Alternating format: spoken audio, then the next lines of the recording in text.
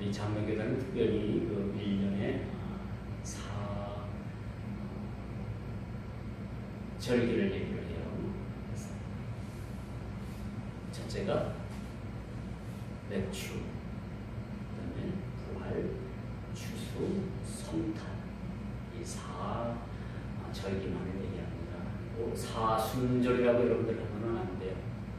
사순절은 일반 그 자유주의 교회에서 그렇게 부르는 오늘 사순절 며칠자다 얘기를 하는데, 우리 장로교를 창시한 존 칼빈은 그런 얘기를 합니다.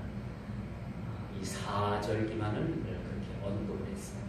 종교개혁 이후에 우리 보수교단, 기독교단에서는 사절기만을 얘기를 합니다. 특별히 고난을 이제 시작하는 한 주간이기도 하죠. 저희가 프랭카드를 붙여서 현수막을 붙였지만 새벽기도 나오는 분들이 많지 않아서 그냥 붙이긴 붙였는데 그냥 일반 특별보다도 그냥 기도회 걸로 그렇게 하도록 하겠습니다. 특별히 건강이 안 좋아서 나오지 못하시는 분들도 멀리 계셔서 나오지 못하는 분들은 오늘 내일부터는 고난주간 특별 그런 기도하라라는 마음가짐을 가지고 여러분들이 어느 처소에 있든지 기도하는 것이 좀 중요하다. 특세라고 하시죠. 특세가 뭔지 아세요? 특별 수비기도회가 특세래요. 서울 사랑의 교회에서부터 시작을 해가지고 수십 년 동안 지금 전토로 내려오는 그런 기도회가 아마 내일 새벽부터 아마 시작이 될 것 같습니다. 그리고 참고로 우리 청주시 올림픽 체육관에서 올림픽 기념체육관에서 다음 주 새벽에 부활절 연합 예배가 있다고 합니다. 그러니까 참고로 그렇게 알아주시면 좋겠습니다. 오늘 이 본문 요한계시록 4장 1절 말씀부터 11절 말씀 가지고서 천상의 소리라라는 그런 말씀의 제목입니다. 이제 요한계시록 장수가 더 깊어지면 깊어질수록 우리가 좀 주의 깊게 말씀을 봐야 될 그런 상황들이 그렇게 드러나게 됩니다. 오늘 4장만 해도 상당히 우리가 이게 무슨 말씀인가 라고 의구심을 가질 수 있는 말씀이기도 합니다. 그러나 오늘 이 본문 4장의 핵심은 바로 그거예요.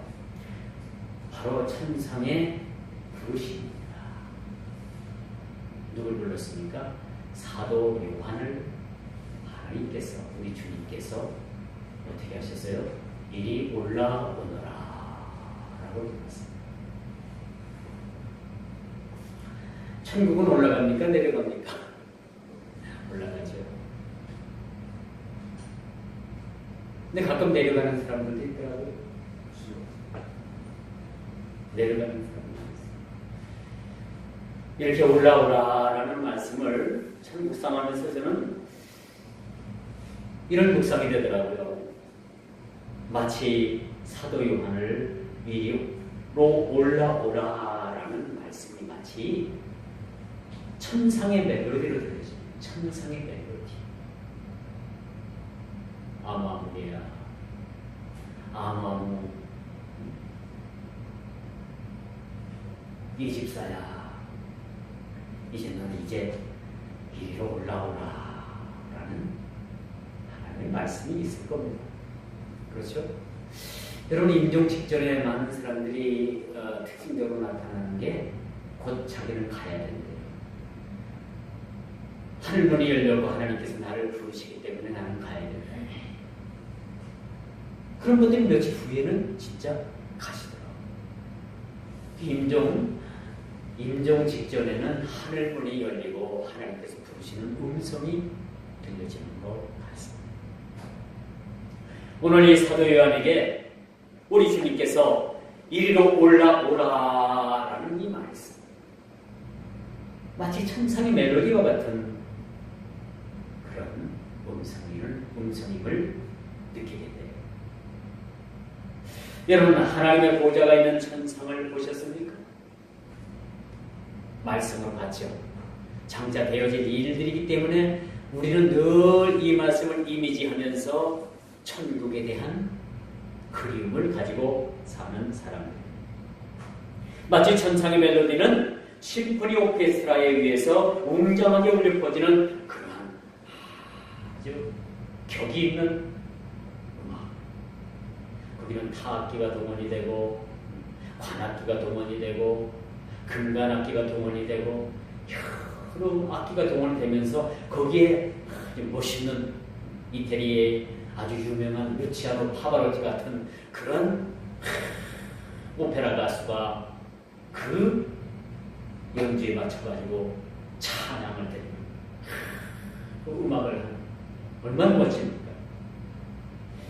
여러분, 음악에 대해서 좀 조예가 없으신 것 같아요. 가만히 보니까 음악은 별로인 것 같아서 그런 느낌을 못 받는데, 여러분, 웅장한 그런 음악, 오케스트라에 의해서 그렇게 울려 퍼지는 그런 음악, 그리고 깨꼬리의 목소리와 같은 우리나라의 아주 유명한 가수 있지 않습니까? 누구의 조수미와 같은 조수미 씨가 노래를 하면 여러분 어떤 느낌 들어요? 야, 깨꼬리 같다. 깨꼬리. 깨꼬리라는 새를 아십니까? 마치 우리 주님께서 하늘문을 여시고, 오늘 본문에 보니까 하늘에 열린 문이 있는데 문을 여시고 주님께서 사도 요한을 부르는 거예요. 얘야, 이리 올라오너라. 이 부드러운 주님의 음성은 마치 천상의 멜로디를 우리가 연상케 하는 그런 음성임을 우리가 보게 되는 것이죠.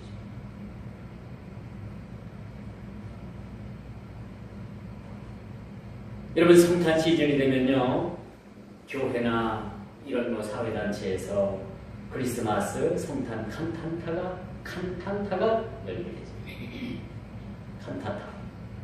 발음이 좀 잘 안 됩니다. 이런 음악회가 열리면 거기서 메시아, 마지막 장에서 여러분 레파토리가 아주 거기가 정해지는데, 마지막 레파토리의 음악 제목이 뭐예요? 핸델의 메시아. 들어보셨어요? 이 성탄절 여러분 칸타타 음악회 같은데 안 다녀보셨어요? 연말 되면 이런 티켓 같은 거 막 팔잖아요. 그러면 가서 들으면 너무너무 멋있어요. 근데 맨 마지막에 맨 마지막에 울려 퍼지는 그런 선곡이 뭐냐면은 핸델의 메시아예요. 그러면 이 메시아 음악을 듣기 위해서 많은 앉아있던 청중들이 일어나요. 여러분, 핸델의 메시아가 쫙 울려 퍼지게 되면은 거기 앉았던 모든 청중, 어린아이, 어른, 아이, 청년 할 것 없이 모두가 그 자리에 일어서서 그 울려 퍼지는 핸델의 메시아라는 음악을 그렇게 듣고 있어요. 얼마나 멋있어요. 참, 그 핸델의 메시아 음악을 듣고 있느라면은, 이야, 하나님의 위대한 그 웅장히 퍼지는 그 중한 그 음악을 통해서 거기서 하나님이 역사하시는 하나님의 모습을 거기서 우리가 발견하게 됩니다.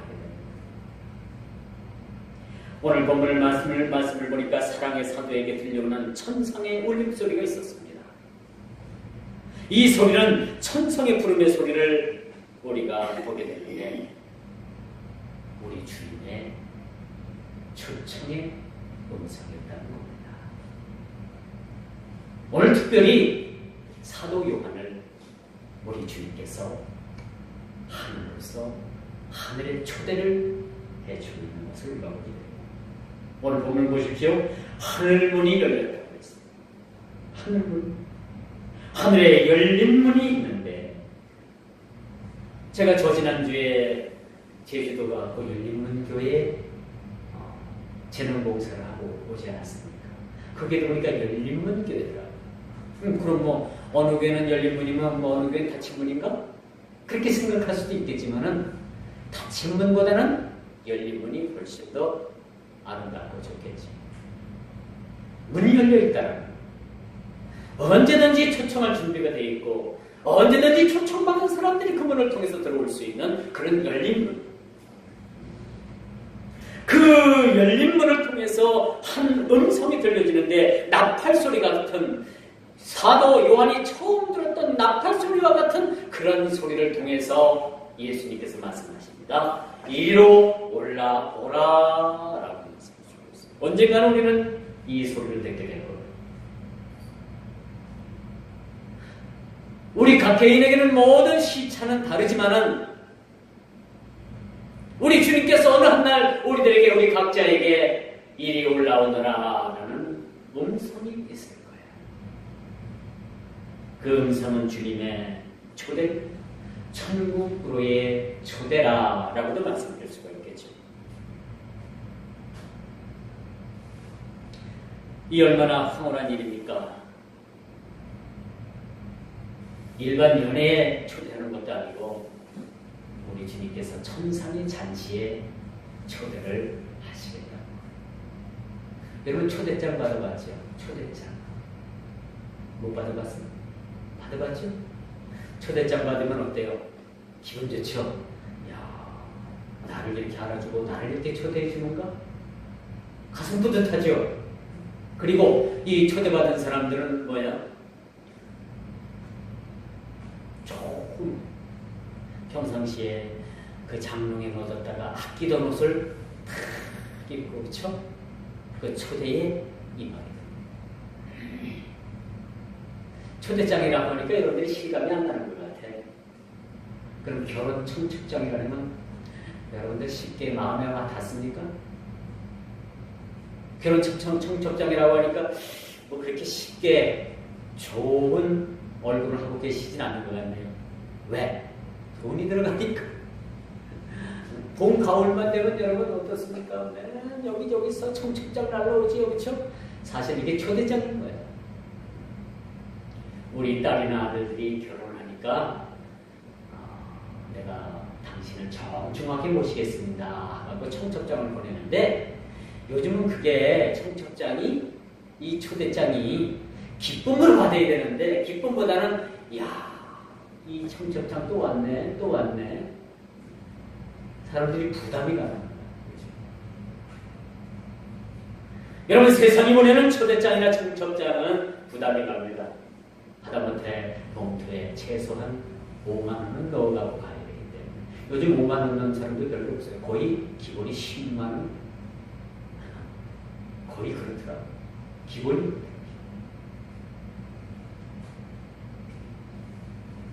그런데 천성에서 그렇게 초대하는 초대장에는 여러분들이 봉투를 준비하지 않아도 된다는 사실이에요. 이제서 여러분들 얼굴이 좀 펴지는 것 같아요. 아, 천상에서 보내는 초대장을 우리가 봉투를 준비하지 않아도 되는구나.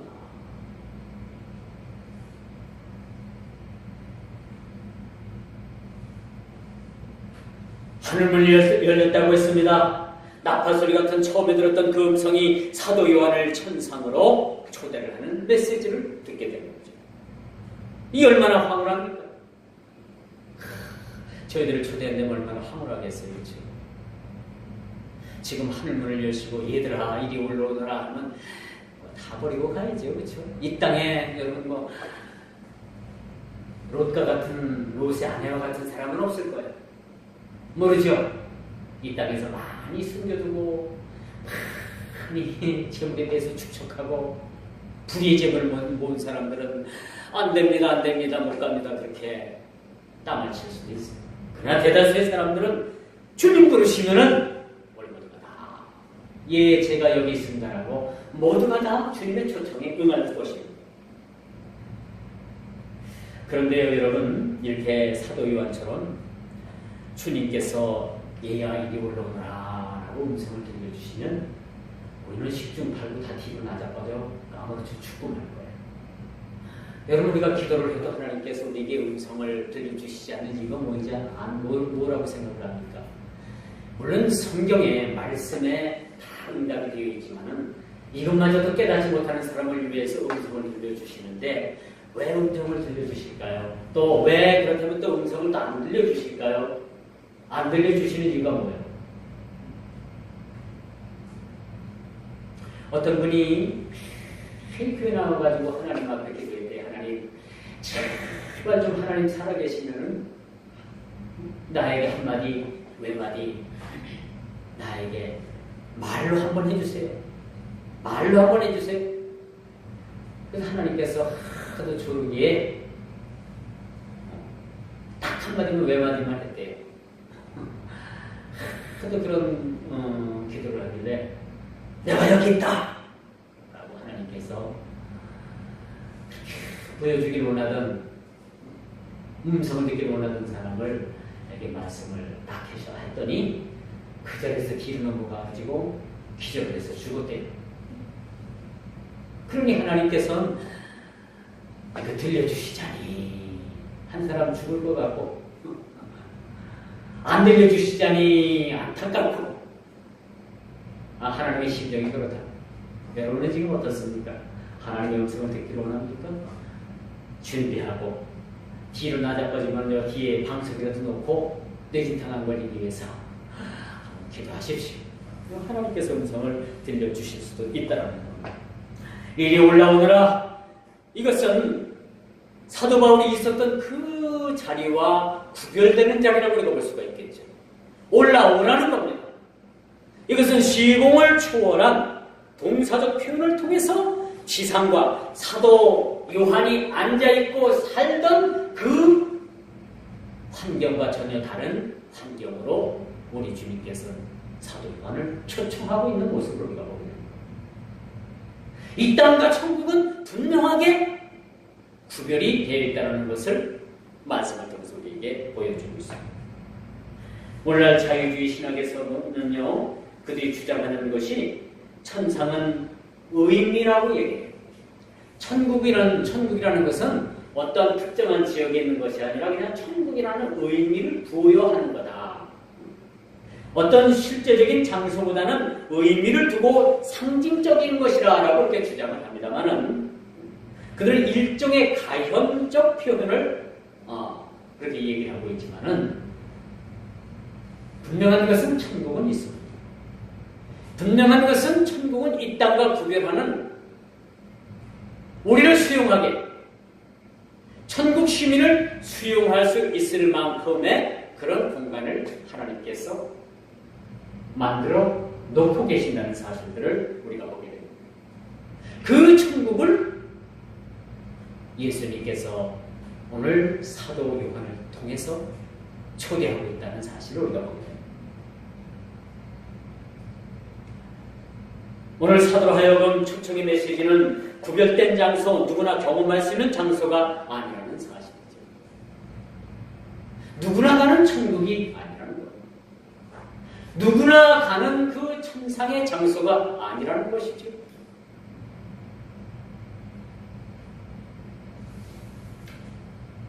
특별한 이런 경험을 주심으로 이후에 일어날 일들을 보여주시는 장소가 바로 천국입니다. 엊그제 문 대통령께서 베트남을 방문했어요. 베트남 축구를 아주 품격 있게 만들어놓은 우리나라 축구 감독 박항서 감독을 만났는데 박항서 감독이 우리나라에서 별로였죠. 우리나라 프로리그의 축구 감독도 그렇게 변변치 않게 못하다가 베트남 가가지고 베트남에 있는 선수들을 잘 지도를 해가지고 베트남이 이번에 준우승을 했잖아요. 아시아 축구에서인가 준우승을 했는데 그 선수들을 지도한 지도자가 바로 박항서 감독입니다. 축구 감독이. 월남 그 베트남 가서 대통령이 그분을 만났습니다. 그런데 그분 박항서 감독이 한 말이 있습니다. 이렇게 대통령을 만나게 됐다는 것은 내 가문의 영광입니다. 일생일대에 말할 수 없는 가장 큰 가문의 영광이라고 자기 자신의 그 기쁨을 표현을 하는 것을 볼 수가 있습니다. 조그만 나라의 일개 대통령을 만난 것도 가문의 영광이거든. 하물며 열린 천국을 통해서 우리가 하나님 보좌 앞에 나가서 하나님을 만날 수 있고 하나님을 만나 배울 수 있다는 것이 가문의 영광뿐이겠습니까? 가문의 영광을 가지고 되겠어요? 아니죠. 가문의 영광을 넘어서 뭐 일생 일대의 그 무엇을까지도 가지고도 비교할 수 없는 영광 중에 영광을 누리게 된다는 사실들을 우리가 보게 됩니다. 오늘 이 본문의 말씀은 미래 묵시적인 역사의 사건을 미리 사도에게 보여주심으로 인해서 장래를 살아가게 될 성도들의 시리에 빠지지 않고 끝까지 주의 날을 기다리게 하는 그런 위로의 말씀의 목적이 있다는 사실도 여러분 기억하시길 바랍니다. 어떤 분들은 요한계시록을 읽지 않는데요. 좋아하지도 않고 설교를 듣고 싶지도 않대요. 그런데 이런 것을 우리가 여러분 그건 잘못 이해하고요. 여러분 이 사도 요한을 통해서 요한계시록을 쓴 목적이 무엇입니까? 그 목적이 뭐예요? 날로 타락해져가는 이 세상에 점점점 우리 기독교인들에게 탄압과 핍박과 그런 권고가 이 땅에 닥쳐올 때에 예수를 믿는 그 일들이 위험에 빠뜨려지어질 때 낭망하고 실망하고 행여나 예수를 믿는 데 있어서 낙오되는 사람이 없기를 하기 위해서 이 위로의 말씀을 우리에게 주고 있다는 겁니다. 마지막 때가 여러분 고통하는 일들이 일어납니다. 세계 곳곳에서 기근하는 일들과 또 여러 가지 지진과 여러 가지 고통하는 일들이 일어납니다. 이럴 때 여러분 얼마나 우리 그리스도인들로서 고통을 많이 당해야 되는가라는 것은 장차 닥쳐질 그런 환난의 때를 우리가 이것을 겪어야 되는데 실로 하나님의 위로가 없다면 우리는 이 고통을 견디기가 힘든 환난을 겪을 수도 있다는 얘기입니다. 이럴 때에 우리에게 위로의 말씀이 되게 해주시고 이럴 때에 우리에게 참 희망이 되게 해주시고 이럴 때 우리의 참 소망이 되게 해주시는 말씀이 바로 오늘 이 계시록, 묵시록의 말씀이라는 사실들을 기록하시기 바랍니다. 여러분 요한계시록은 절대 무서운 말씀이 아니에요. 무시무시한 말씀이 아니에요.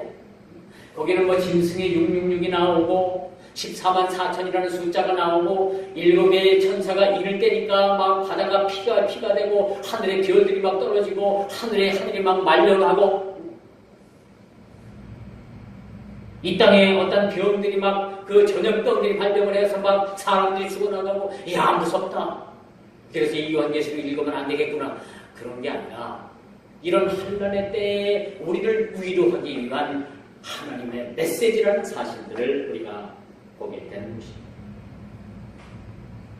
오늘 본문에 보니까 우리 예수님께서 하늘문을 여시고 하늘 보좌를 공개하고 계십니다. 하늘 보좌는 여기서 공개하시질 않았죠. 하늘 보좌를 공개하셨습니다. 마치 하늘 보좌를 이 땅에서 경험한 모세 지도자를 연상케 하고 있습니다.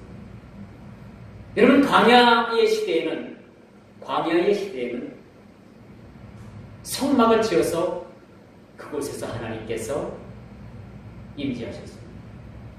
신약으로 넘어오면서 떠도는 광야 시대를 지나서 이제 정착의 시대를 맞이해서 하나님께서 이 땅에 성전을 짓게 하셨습니다.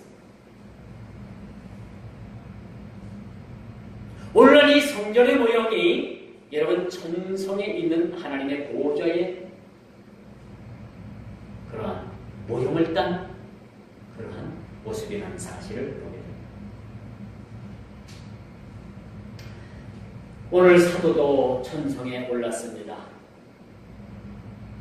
모세는 시내산에 올라서 하나님과 직접 대면을 했습니다.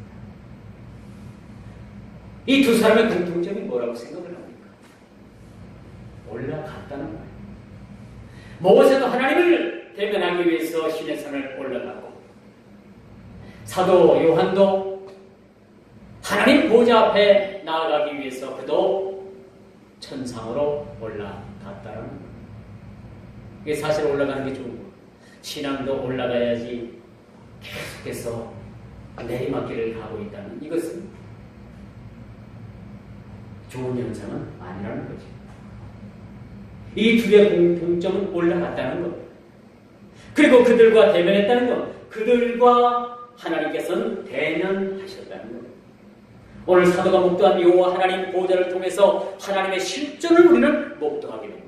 지금까지 구약의 그림자로 등장했던 사실이 그 사도 요한으로 하여금 열린 문을 통해서 하나님 보좌를 그가 실존적으로 보게 되었다는 사실이죠. 오늘 하늘 보좌를 마치 여러 보석으로 비유하고 있습니다. 벽옥과 같았다, 홍보석과 같았다, 녹보석과 같았더라. 왜 이렇게 보석의 이름을 열거하면서 사도 요한은 하나님의 보좌를 그렇게 비유를 해주고 있을까? 천상에 올라가서 하나님의 보좌를 보니까 이 땅에 있는 언어, 이 땅에 있는 어떤 물질, 이 땅에 있는 어떤 사물을 가지고는 도저히 하나님의 보좌를 설명할 수가 없었던 겁니다. 그래서 그 하나님의 보좌를 마치 벽옥과 같고 마치 홍보석과 같고 마치 녹보석과 같았더라라고 여러 가지 보석을 비유로 해서 하나님의 보좌를 설명해 주고 있음을 우리가 봅니다. 이 땅의 최고의 가치를 여기는 벽옥, 홍보석, 7색깔 무지개가 있고 그 보좌를 둘렀고 하나님 보좌를 7색깔 무지개가 있어 그 보좌를 둘렀다라고 이렇게 말씀합니다.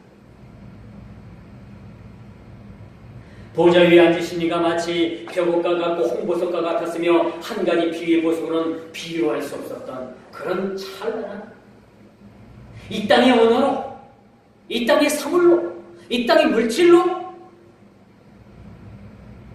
그 하나님의 보좌를 설명할 수가 없었던 겁니다. 그래서 그들이 이 땅에서의 최고의 아름다움의 가치로 여기는 벽옥 같았다, 홍보석과 같았다, 녹보석과 같았다. 이런 보석을 이름을 열고 하면서 하나님 보좌를 그렇게 설명해 주고 있다는 사실. 하나님의 실존을 큰 곳으로 비유한다는 것조차도 사실은 하나님에 대한 불경죄를 우리가 지금 하나님을 벽옥과 같다, 홍보석과 같다, 녹보석과 같다라고 비유한 이 비유 자체도 사실은 하나님에 대한 불경죄예요. 왜 그렇다고 생각합니까? 이런 보석을 가지고도 하나님의 보좌를 설명할 수 없기 때문에 하나님에 대한 것을 다 표현할 수 없기 때문에 그것은 즉시 하나님에 대한 경외의 표시에 대한 충족을 드리지 못하는 일이기 때문에 하나님에 대한 불경죄라고 우리가 볼 수가 있는 것입니다. 그래서 인간의 언어와 이 땅의 사물을 통해서 굳이 표현한다면 이와 같다는 거예요. 하나님의 보좌가 어떻게 생겼느냐, 어떤 모습이었느냐, 벽옥과 같고 홍보석과 같고 녹보석과 같다. 저는 벽옥을 본 적이 없어요. 홍보석은 붉은색을 띠는 그런 보석이라고 합니다. 녹보석은 뭐예요? 녹색을 띠는 아주 예쁜 보석. 근데 실제로 저는 못 봤어요. 이 땅에서도 못 봤는데, 하늘 보좌를 바라본 그 사도 요한은 마음은 어땠을까? 입이 딱 벌어졌죠. 눈이 멀었겠죠. 그리고 표현해낸다는 것이, 기록을 한다는 것이 인간의 한계로서 그것을 기록할 수밖에 없었다는 것을 우리가 봅니다. 그렇다면 하나님의 보좌를 돕는 여러 형태들이 오늘 본문에 나타납니다. 내생물이 있고 눈이 있고 사람의 모양과 같고 독수리의 모양과 같고 사자의 모양과 같고 송아지의 모양과 같고 또 하나님 보좌 앞에는 7 눈을 가진 그런 7 영이 있다는데 과연 이게 뭘 뜻하는 것일까? 우리가 한번 생각해 봐야 됩니다. 무지개가 들렸다고 했습니다. 24보좌가 들렸다고 했습니다. 24장로들이 흰옷을 입고 머리에 간을 쓰고 어린 양을 섬기며 찬양하는 일을 감당하고 있다. 하나님 보좌 앞에서 하나님의 보좌를 돕는 그러한 생물들이 있었음을 우리가 보게 됩니다. 여기서 우리가 별다른 의미, 다른 의미를 부여할 수는 없습니다. 24장로라고 여기 나오는 이 주체들은 뭐냐? 이 24장로는 어린 양을 섬기며 찬양을 하는 일을 맡은 영적인 존재라라고 성경은 그렇게 말해주고 있습니다. 그럼 일곱 영은 또 뭘 뜻하는 것인가? 이것은 성령의 충만함을 이야기해 줍니다. 하나님 보좌 앞에는 일곱 영을 가진 충만한 성령님께서 계셨고, 또 그곳에는 어린 양 대신 예수 그리스도께서 거기에 함께 계셨다는 것. 그래서 성삼위 하나님께서 오늘 본문을 통해서 다 그렇게 드러나는 모습을 우리가 봅니다. 보좌로부터 번개와 음성과 호리소리가 났습니다. 마치 모세를 대면할 때 시내산에 강림하던 하나님의 임재함을 연상케 하는 그런 모습이죠. 모세가 율법을 수여받기 위해서 하나님께서 명하신 시내산으로 올라갔는데 거기는 안개가 차곡하고 번개가 치고 우레의 소리가 나고, 그렇죠? 그 가운데, 그 불 가운데 하나님께서 나타나셔서 모세와 그렇게 대면을 하십니다. 오늘 보좌 앞에 현 7 등불이 있습니다. 이를 해석하면 7영이라고 합니다. 이것은 성령의 충만한 영이 거기에 거하셨다는 겁니다. 그분이 누구십니까? 성령님으로 우리가 이해를 하게 되는 겁니다. 그래서 여러분, 우리가 예수를 믿으면 우리 뭐 안에 우리 육체에 누가 거하시는 줄 압니까? 성령님께서 거하십니다. 성령님께서 거하십니다. 거하시지만은 성령께서 일하실 수 있도록 우리가 충만한 성령의 충만함을 받게. 성령도 신이시니까 충만한 성령의 임재하심을 우리가 받아야지만이 우리가 온전히 예수를 잘 믿을 수가 있는. 성령 충만 받지 못하면 우리가 신앙생활 안에 있어서도 우리가 힘들 수밖에 없어요. 여러분, 식사를 하루에 한 끼 하는 사람하고 2끼 하는 사람하고 3끼 하는 사람하고 누가 더 힘있게 일을 할 수 있고 누가 더 힘있게 살아갈 수 있겠어요? 정상적으로 먹는 사람이 더 힘이 있겠죠. 하루에 한 끼도 잘 못 먹어서 피죽이나 먹고 맨날 죽이나 써먹고 풀을 뜯어다가 그냥 죽이나 써먹고, 그것도 여러 번 먹지 못하고 하루에 한 끼도 변변치 않게 먹어서 그냥 조금씩 먹는 사람은 영양실조에 걸려가지고 그 몸이 퉁퉁 붓게끔 돼 있어요. 오늘 7눈을 가진 7 등불이 있는 이런 성령의 7영이라고 오늘 밝혀주고 있는데, 성령의 충만함을 이야기하고 있다는 것입니다. 우리가 이 땅을 살아가면서 성령의 충만함을 받는 삶은, 이것은 우리의 선택 사항이 아니고 이것은 우리의 기본사입니다. 기본사예요. 선택의 여지가 없이 우리는 성령의 충만함을 받고 그 충만함을 따라서 살아야 된다는 말씀을 우리에게 간접적으로 말씀해 주고 있다는 사실입니다. 충만히 임한 성령님의 충만함을 받기를 주의 이름으로 축원드리겠습니다. 여러분, 하나님 보좌를 돕는 여러 형태들에 대해서 하나님 앞에 숨겨진 모든 것들이 밝게 드러날 수 있게 된다는 거죠. 그리고 또 하늘 보좌 앞에 수정과 같은 그런 유리 바다가 놓여 있음을 오늘 본문을 통해서 보게 됩니다. 하나님 보좌 앞에 유리 바다와 같은 그런 아주 맑은 바다가 놓여져 있다고 했습니다. 이것은 숨겨진 모든 것들이 밝혀지는 것을 오늘 본문 이 수정과 같은 바다를 통해서 우리의 모든 것들이 다 민낯이 드러나는 모습을 보게 된다는 겁니다. 하나님 보좌 앞에 있는 이런 수정과 같은 유리바다가 놓여있게 됐다는 사실, 이건 뭘 뜻하느냐? 우리가 하나님 앞에 숨겨진 모든 것들이 밝게 드러난다는 것을 상징해 줍니다. 하나님 앞에 우리가 어떤 일이든지 속일 수가 없어요. 하나님 앞에 감출 일이 있다고 생각을 합니까? 여러분이 감추면 뭘 감추시겠어요? 하나님 앞에 우리는 감출 것이 아무것도 없어요. 우리 화장하지 않은 그런 민낯이 다 드러나게끔 되어 있습니다. 여러분 가끔 깜짝깜짝 놀라죠. 화장한 얼굴과 화장하지 않은 얼굴이 왜 이렇게 다른가?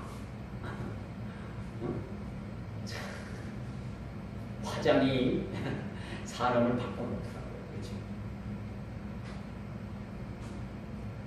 여러분 60대가 그 화장을 하면 뭐랍니까? 환장이랬죠, 환장. 60대가 화장을 하면 환장이랍니다. 모르겠어요. 무슨 뜻인지 모르겠지만 이렇게 우리가 가면을 쓰고 우리를 가린 모습들이 하나님 보좌 앞에 있는 유리 바다와 같은 그런 수정과 같은 그런 유리 바다 앞에서는 모든 우리 민낯이 모든 것이 드러나게 됩니다. 그리고 계속 보여주는 상징적인 모습들이 있죠. 이 예수님의 모습은 사자의 모습 같다라고 했습니다. 어느 한 측면을 보니까 사자의 모습이 드러나고요. 이것은 하나님의 우리 예수 그리스도의 왕권을 얘기해 주고 있는 거죠. 어느 한 측면으로 이렇게 이 내생물을 보니까 송아지 형상을 가지고 있음을 우리가 보게 됩니다. 이 형상은 힘을 상징해 주고 있습니다. 예수 그리스도의 힘의 상징을 얘기해 주고 있습니다. 어떤 면으로 보니까 사람의 얼굴의 형태를 보고 가지고 있는 모습을 보게 됩니다. 이것은 우리 예수님의 그런 인성을 우리가 보게 되는 거죠. 인성뿐만 아니라 예수 그리스도의 영성, 이 영성을 우리에게 보여주고 있다고 말씀해 주고 있습니다. 끝으로 독수리와 같은 이 형상이 있는데 신속하게 날아가는 독수리를 그가 봤습니다. 독수리 형상을 봤죠. 이것은 신속한 행동들을 말해준다고 볼 수가 있겠습니다. 독수리 하면은 아주 빠르잖아요. 높이 창공으로 올라가가지고 수백 메타 그 높은 창공에서도요, 땅 아래에 있는 개미, 조그만 개미까지도 다 보인대요. 그 먹잇감을 포착한 이후에는 그 높은 그 고지에서, 높은 그 창공에서 날개를 접고 솔솔같이 내려와서 그 먹이를 낚아채는 독수리의 모습. 마치 내 생물이 오늘 하나님 보좌 앞에 있는 이 생물의 모습이 독수리의 모습과 같았다라고 말씀해 주고 있습니다. 이것은 하나님의 민첩성을 얘기해 주고 있는 것을 우리가 보게 됩니다. 이제 말씀의 결론을 맺습니다. 누군가로부터 초대를 받았다는 것은 참 기분 좋은 일입니다. 누군가 나를 귀하게 알아준다고 하는 나는 그 자리, 그리고 정중히 초대를 하는 그 초대장을 가지고 우리는 정중하게 예복을 갖추고 그 초대에 응하게 되는 것입니다. 언젠가는 여러분 개인에게 다 하나님께서 초대장을 보내실 겁니다. 그때 여러분 어떤 예복을 입고 나가겠습니까? 흰옷 입은 세마포로 단장해서 여러분들이 하나님의 초대장에 그 초대장을 들고 가야 된다는 사실이죠. 누구든지 초대장이 없으면 연회장에 들어갈 수가 없습니다. 그렇다면 이 천상의 초대는 오늘날 무엇을 비유하고 있을까? 바로 이 천상의 초대장은 오늘날 여러분들을 초대하는 뭡니까? 초대장이다.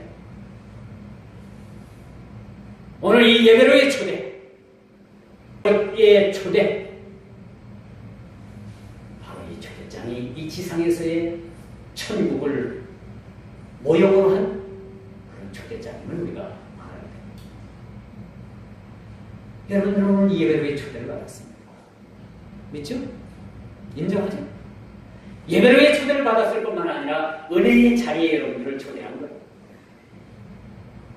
하늘에 계신 하나님께서 이 시간 시공을 초월해서 이 자리에 임재하셔서 예배로의 초대를 받은 우리 사랑하는 주의 백성들에게 하나님의 거룩하신 말씀을 이 시간 말씀의 대언자를 통해서 말씀해 주고 계신다는 사실입니다. 오늘 예배를 통해서 이 자리에 우리 주님께서 와 계십니다. 성삼위이신 우리 주님께서 이 예배 자리에 와 함께 계신다는 사실입니다. 사도 요한을 천상으로 초대하셨을 뿐만 아니라 지상에 사는 모든 하나님의 자녀된 우리 그리스도인들에게 오늘 이 거룩한 날, 이 복된 날 저희들을 초대해 주셨답니다. 이 사실 여러분 예식장에만 갈 때만 양복 입고 가는 게 아니라 여러분 교회 나올 때도 우리 남자 집사님들, 남자 성도님들 가위 내고 깨끗한 옷 입고 나와야 되는 것을 친척들 그 예식장에 결혼식장 갈 때는 떼빼고 강요가 가면서 여러분들이 교회 올 때는 그냥 평상시에 입던 허르스만 때 묻은 그런 작복 입고 온다면 이것은 하나님을 모독하는 거예요. 이치를 따지고 보면 그렇다는 거예요. 그렇다고 다음 주부터 여러분들 옷을 사 입고 뭐 그렇게 오라는 얘기는 아니에요. 깨끗한 옷, 여러분들이 아끼는 옷, 그 예쁜 옷을 입고 하나님을 나와 맞이해야죠. 이것이 초대받은 사람들의 모습이라고 우리가 볼 수가 있는 것입니다. 장차 저와 여러분들은 하늘의 초대를 받게 됩니다. 어찌 보면 참 두렵고 어찌 보면 우리 준비되지 않은 우리 모습을 보면서 어찌할꼬 그렇게 걱정도 하겠지만 하나님의 부르시면은 일정 착오도 없습니다. 우리는 부르실 때 가야 됩니다. 이리 올라오너라 하면 어떻게 돼요? 우리는 가야 하는 거죠. 여기 앉은 여러분 모두가 오라 하면 가야 됩니다. 거절할 수가 없어요. 그때는 우리가 뭘 입고 가야 되느냐? 예복을 입고 가야 되겠죠. 그냥 영적인 세마포를 입고 단장하고 주님 천국잔치에 초대장을 가지고 우리는 가야 돼요.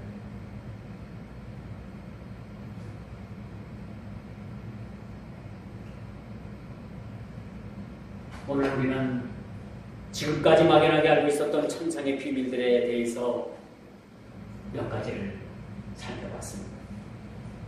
이제 4장을 읽으면서 여러분들이 의문점은 사라졌습니다.